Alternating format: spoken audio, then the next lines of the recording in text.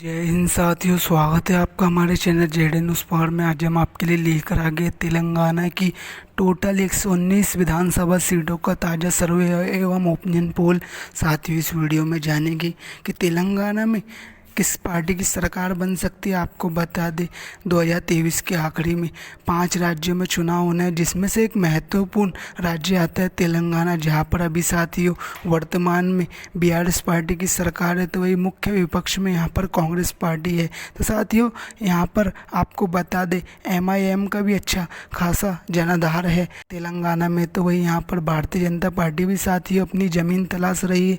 इसी सब के बीच साथियों जानेंगे कौन सी पार्टी यहाँ पर सरकार बनाती हुई दिख सकती है। आपको बता दें अभी की स्थिति में सीधा मुकाबला बीआरएस पार्टी तो वही कांग्रेस पार्टी में देखने को मिल रहा है। तो चलिए साथियों शुरू करते हैं तेलंगाना की टोटल 119 विधानसभा सीटों को ओपिनियन पोल। तो सबसे पहले यहाँ पर बात कर लेते हैं यादाद्री भुवनगिरी की 2 विधानसभा सीटों की। तो बीआरएस पार्टी को 1 सीट, तो वही कांग्रेस को यहाँ पर 1 सीट मिल सकती है। तो वही अदर्स के खाते में यहाँ पर 0 सीट जा सकती है। अब अगले जिले की बात कर लेते हैं साथियों। वारंगल अर्बन की 3 सीटों की बात करें तो बीआरएस को 2 सीट, कांग्रेस को 1 सीट मिल सकती है। वारंगल ग्रामीण की 2 सीटों की बात की जाए तो ये दोनों सीट कांग्रेस पार्टी के खाते में जा सकती है। तो वही बीआरएस को 0 सीट, तो वही अदर्स को भी यहाँ पर 0 सीट मिल सकती है। अब अगर बात की जाए वनपति की 1 सीट की, तो ये 1 सीट बीआरएस पार्टी को मिल सकती है।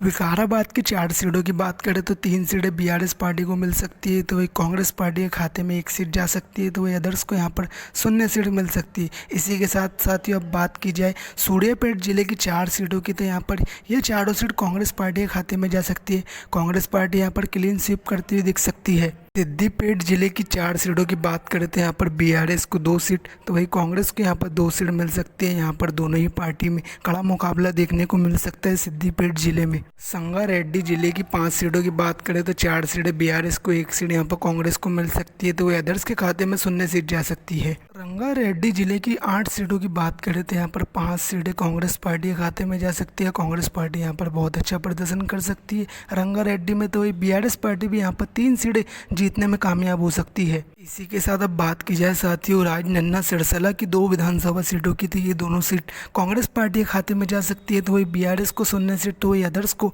यहाँ पर 0 सीट मिल सकती है। पैदापल्ली जिले की 3 सीटों की बात करें तो कांग्रेस पार्टी को 2 सीट, तो वही बीआरएस पार्टी के खाते में 1 सीट जा सकती है। निर्मल की 3 सीटों की बात करें तो यहाँ पर कांग्रेस पार्टी क्लीन स्वीप कर सकती है। कांग्रेस पार्टी को निर्मल की ये तीनों सीट जा सकती है। नलगोंडा जिले की 6 सीटों में से 4 सीटें बीआरएस को मिल सकती है। तो 1 सीट यहाँ पर कांग्रेस के खाते में जा सकती है। तो वही अदर्स का भी यहाँ पर खाता खुलता हुआ दिख सकता है। अदर्स को भी यहाँ पर 1 सीट पर बढ़त मिल सकती है। नागर कर्नूल जिले की 3 सीटों की बात करें तो बीआरएस पार्टी यहाँ पर ये तीनों सीट जीतती हुई दिख सकती है। बीआरएस पार्टी यहाँ पर बहुत अच्छा प्रदर्शन कर सकती है। जी हाँ साथियों, इसी के साथ अगर मल्काजगिरी की 5 सीटों की बात करते हैं, यहाँ पर 4 सीटें कांग्रेस के खाते में जा सकती है। तो वह 1 सीट यहाँ पर बीआरएस यानी भारतीय राष्ट्रीय समिति के खाते में जा सकती है। मेदक जिले की ये दोनों सीट कांग्रेस पार्टी के खाते में जा सकती है। इसी के साथ साथियों बात की जाए मंचेरियल जिले की 3 सीटों की, तो 2 सीट यहाँ पर कांग्रेस को मिल सकती है। तो वह अदर्स को यहाँ पर 0 सीट मिल सकती है। तो वह बीआरएस पार्टी यहाँ पर 1 सीट पर बढ़त बनाती हुई दिख सकती है। महबूबाबाद की 2 सीट में से 1 सीट कांग्रेस को मिल सकती है। तो वह 1 सीट यहाँ पर बीआरएस के खाते में जा सकती है। महबूबनगर की 5 सीट में से 2 सीट कांग्रेस को मिल सकती है। तो वही बीआरएस को यहाँ पर 2 सीट मिल सकती है। तो वही अदर्स के खाते में भी यहाँ पर 1 सीट जा सकती है।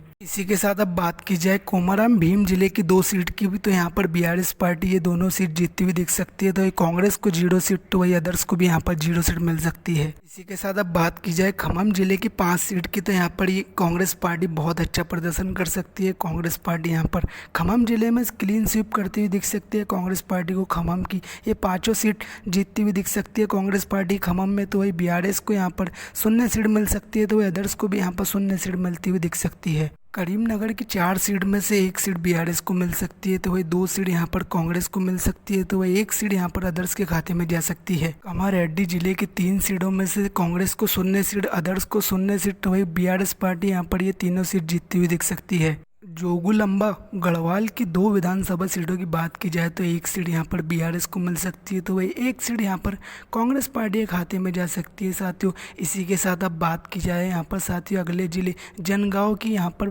3 सीटों की, तो 2 सीट यहाँ पर कांग्रेस को मिल सकती है, तो वही एक सीट यहाँ पर बीआरएस पार्टी के खाते में जा सकती है। जगीतियाल जिले की 3 सीट में से बीआरएस को 0 सीट, तो वही कांग्रेस पार्टी को 3 सीट, तो वही अदर्स को भी यहाँ पर साथियों 0 सीट मिलती हुई दिख सकती है साथियों। इसी के साथ अब साथियों अगले जिले की यहाँ पर बात कर ली जाए साथियों, तो अगले जिले हमारे सामने निकल कर आ गए जयशंकर भूपालपल्ली, जहाँ पर विधानसभा की 2 सीट आती है। यहाँ पर बीआरएस को 1 सीट, तो वही कांग्रेस को 1 सीट मिल सकती है। सबसे ज़्यादा सीटों वाले हैदराबाद की 15 विधानसभा सीटों की बात की जाए तो बीआरएस को 4 सीट, तो वही कांग्रेस को 4 सीट, तो वही अदर्स को यहाँ पर 7 सीट मिल सकती है। अदर्स में साथियों एमआईएम है, जिसको यहाँ पर साथियों हैदराबाद में 7 सीटें मिलती हुई दिख सकती है। इसी के साथ साथियों आपको बताते चले, तेलंगाना में साथियों जिस भी पार्टी को सरकार बनानी होती है उसे लगभग साथियों 60 सीटों की ज़रूरत होती है साथियों। जिस भी पार्टी को यहाँ पर तेलंगाना में 60 सीट मिल जाती है उसकी सरकार तेलंगाना में पूर्ण बहुमत की बन जाती है। अब अगले ज़िले की बात कर लेते हैं। निज़ामाबाद की 6 सीटों की बात करें तो बीआरएस को 2 सीट, तो वही कांग्रेस को यहाँ पर 3 सीटें मिलती हुई दिख सकती है, तो वही अदर्स को यहाँ पर 1 सीट मिल सकती है। भदादरी कोटा मुंडम की 5 सीटों की बात करें तो 4 सीट यहाँ पर बीआरएस पार्टी को मिल सकती है, तो कांग्रेस पार्टी के खाते में 1 सीट जा सकती है, तो वही अदर्स को यहाँ पर 0 सीट मिलती हुई दिख सकती है। आदिलाबाद की 2 सीटों की बात करें तो ये 2 सीट कांग्रेस पार्टी के खाते में जा सकती है। इसी के साथ साथियों संपूर्ण 119 विधानसभा सीटों का आंकड़ा हमारे सामने निकल कर आ गया साथियों।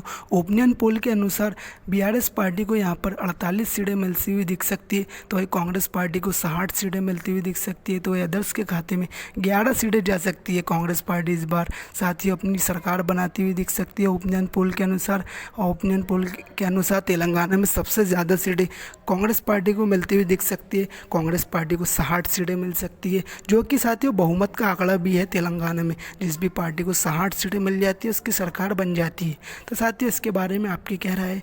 अपनी राय कमेंट बॉक्स में जरूर रखें। आपके हिसाब से तेलंगाना में किस पार्टी की सरकार बनेगी, अपनी राय कमेंट में जरूर रखें।